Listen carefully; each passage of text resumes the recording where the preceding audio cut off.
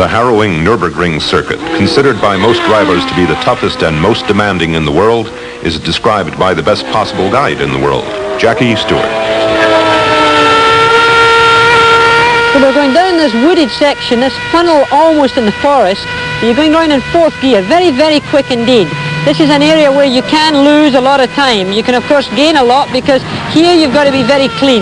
You come in here to this particular corner, you're braking quite hard into third gear, and you can go through here in third gear if everything's right.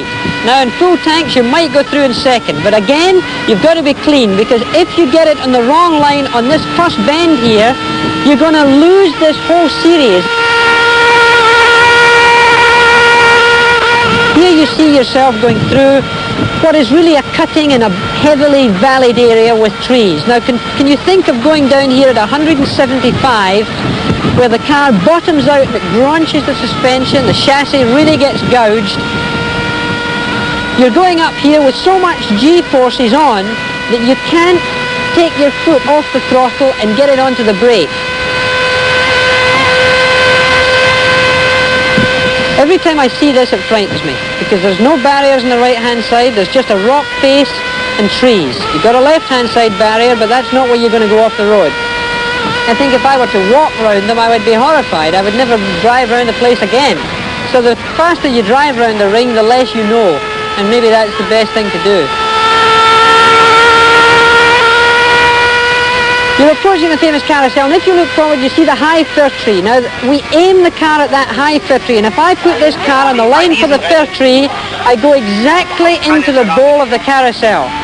And there you are, into this bowl. It's a second gear corner. You're accelerating round this corner. Out you come.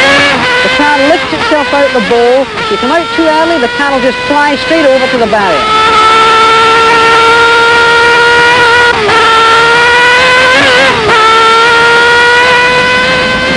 The whole surface of the Nurburgring is never even, you know, it's never totally flat. You're sort of, if the left-hand side of the road is up, the right-hand side's down. The whole car is pitching and tossing all the time, and the car is working terribly hard in its suspension. It's a horrible compromise for the designer.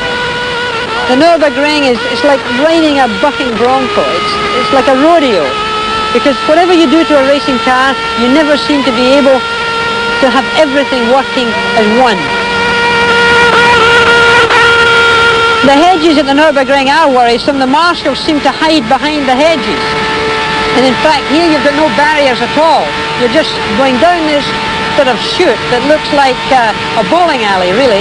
And you're going down here, the car's bumping and diving all the way along here, because again, the car is either going down and bottoming on a, you know, on a deep sort of gouge in the road, or it's half leaving the road in some of the little humpback sections of the main straight. For a quick laugh at the Nurburgring, you've probably experienced more in 7 minutes and 6 or 7 seconds than most people have experienced in all their life, as the way of fear and the way of tension and the way of animosity towards machinery and to a racetrack.